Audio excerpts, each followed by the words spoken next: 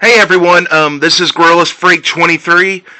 If you remember right, I had another account. I think it was called 21, 22. I always go by my age. 23 now.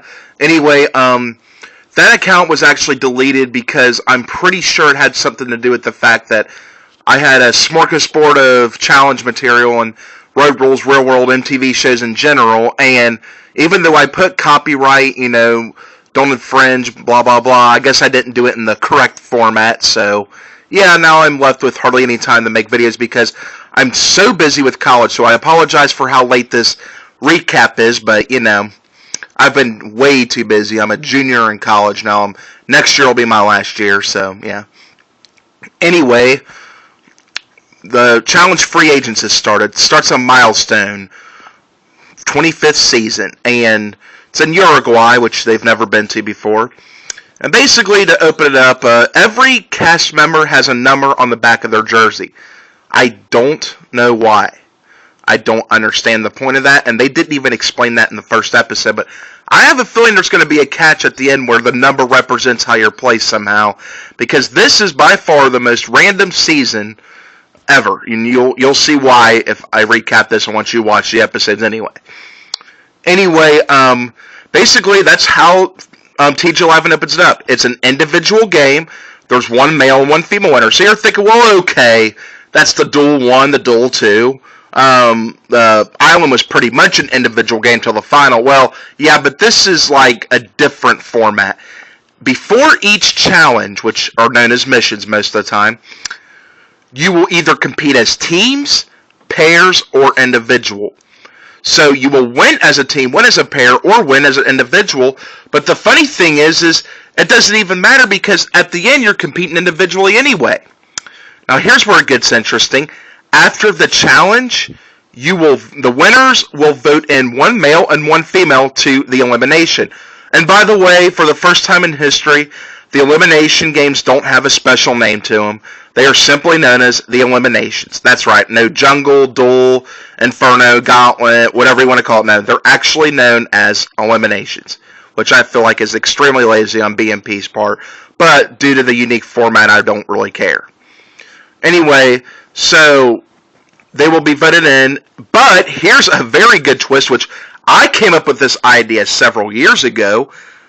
They will be the other person that goes in the elimination with them. There will be one male and one female go home every week, just like the individual format, by a draw, a luck of the draw. They will go to the elimination game not knowing, and everyone who didn't win the mission that day, which may be more than others at some days, will pick up a wooden plank, and if they see a skull on it, that means they're going in against the person. So that'll be very interesting, although, like I said before the season, I'm pretty sure that there will still be alliances. I mean, there's ways to work around that. I mean, you could still team up, but it definitely decreases the number and the persistence of alliances. So, anyway, to start off, people are just chilling, hanging out. In the first episode, I don't get into really that because everybody just kind of chills. There might be a few arguments, so I'll just get right to the first mission. It's called Out on a Ledge. Basically, the teams are picked at random. The two randomly chosen team captains are Chet and Nyan. Well, believe it or not, those are the two. And it's kind of funny choices. But anyway, they picked their teams. There's a red team and a black team. And it's probably just for this mission. And anyway, the first heat is a group of people, I think of 3 or there's 6. I can't remember the exact number. But anyway, basically, they will run up the flight of stairs. The second heat, which is a different group of people, will solve the puzzle. The third group, which is a different group of people, will walk across a log ledge, and it's like tipsy-turny and all that, blah, blah, blah. So the team with the combined fastest times with all the heats and that have won the most heats will win the mission, and everyone on that team is safe from elimination. I know that's a handful. I know that's a mouthful, especially for a first mission. That's highly unusual, and that just goes to show this is going to be a highly unusual challenge. Because usually the first mission is something extremely weak. There's nothing, well, with the exception of Cutthroat, if you ever watched that. That was a pretty intense first mission. But anyway, so they start, and basically they're running up the stairs, falling down, and it looks like the black team's able to squeeze out the victory in the first heat, mainly because on the red team, I think it's Frank holds them back, and Zach's having. It's not Zach. I think it's Preston. No, wait, Preston was on the black team. See, it's hard to even remember. But anyway, basically, it was a close match. On the puzzle, Chet bombs it. He can't solve it at all, and the black team just flies right through it. So they're winning by the time by a long shot. Then it comes down to that final round, and some of the people were able to make it across. Camilla was able to make it. Jessica, believe it or not, was able to make it across. And I forget on the red team, I think there was only one person. It was Kahada. So basically, yeah, there's not many people that make it. And basically, it looks like a black team blowout.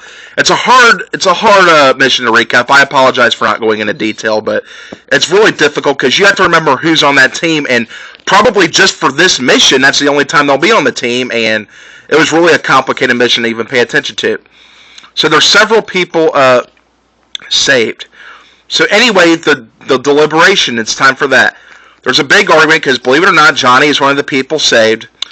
He actually has a good idea, which I usually agree with the intelligent aspect of him. He wants to send in a strong player so they have a better chance of losing, so they won't be there in the final, which is common sense. And I said it on the dual seasons. I said it on the island. Well, the island was kind of a double-edged sword, but I won't get into that. But basically, the dual seasons, I said this too, but for some reason, Laurel, Jordan, and the rest of the house decided they wanted to vote in the weakest player because they don't deserve to be there. Well, you see, the thing is it's not an issue of deserving or not. It's an issue of I want to win that damn mission at the final. So I completely agree with Johnny. I don't know why the hell. I don't know. So basically, they decided to vote in Chet and LaToya because they were the ones that struggled. And that's a reminder, LaToya actually struggled going up the stairs. That's what cost them for the red team as well. The red team basically had all the lousy competitors or people that didn't do good on that mission. But anyway, basically, even though I'm a big advocate that Chet's underrated and doesn't give the attention he deserves and the praise he deserves. But anyway, so they're running in the elimination. But we still got to do the luck of the draw. They pack up their bags, go to the elimination, and find out. Yes, you heard me right. They don't even know, leaving for the elimination, whether they're going to compete in it. So anyway, they do the luck of a draw, and people are walking down nervously when they get there, and they pick up the wooden planks, and boy, oh boy, Frank, yes! He picks up the luck. He gets the bad luck of the draw, I guess, and he has to go in against Chet. I was so excited. I actually jumped out of my seat because I hate Frank with every burning passion I can muster. And Jimmy, for the girls, gets the bad luck of the draw. It was a win-win situation for me because I can't stand either one of them, although I will have to say my hatred for Frank definitely goes over the top than what I think about Jimmy. So Jimmy versus LaToya, Frank versus Chet. Well, I can't say this was too surprising because if you look at my predictions video, you'll see why. But either way, they basically compete in elimination. Get this, it's called Balls In, and it's where one person's on defense, one person's on offense, and they try to slam the ball in the barrel, and they either succeed or they don't. Then they switch on and off, and the first person to get 4 balls in, I think it is, wins. Well, if you watch the Inferno 2, which I know a lot of you probably didn't because you're younger, but maybe you did, back in 2005, it's been a little while, you'll see that actually this is the exact same elimination round and the same exact title. So they're actually running out of ideas. So either way, Chet and Frank go at it. They wrestle a little bit. They get even the 1 ball each. Then Chet takes off his helmet. He appears to be injured, and his chin has a huge gash in it. So instead of being a man, and I understand it's probably excruciating pain, I'm not going to lie, but he decides to walk out and quit because he doesn't want to injure it anymore. And basically, I don't know. I mean, I just lost a lot of respect for Chet. I mean, I really have been an advocate he's underrated. I feel like he could have done a lot. I felt like on Battle of the Seasons he proved he could carry weak teammates and make it to the final, but I just can't believe he just walked out like that. So, of course, Frank gets the golden rod of luck, still not proving he's a good competitor. I mean, I think he's decent. I think he's got good qualities, but let's face it, when you're on the team that's stacked about all the seasons and when your partner's Johnny, well, it's a little hard to say he's done anything individual. And, of course, he gets this goal in a ride of luck. Now, Camilla and Jimmy shocked me and everyone else.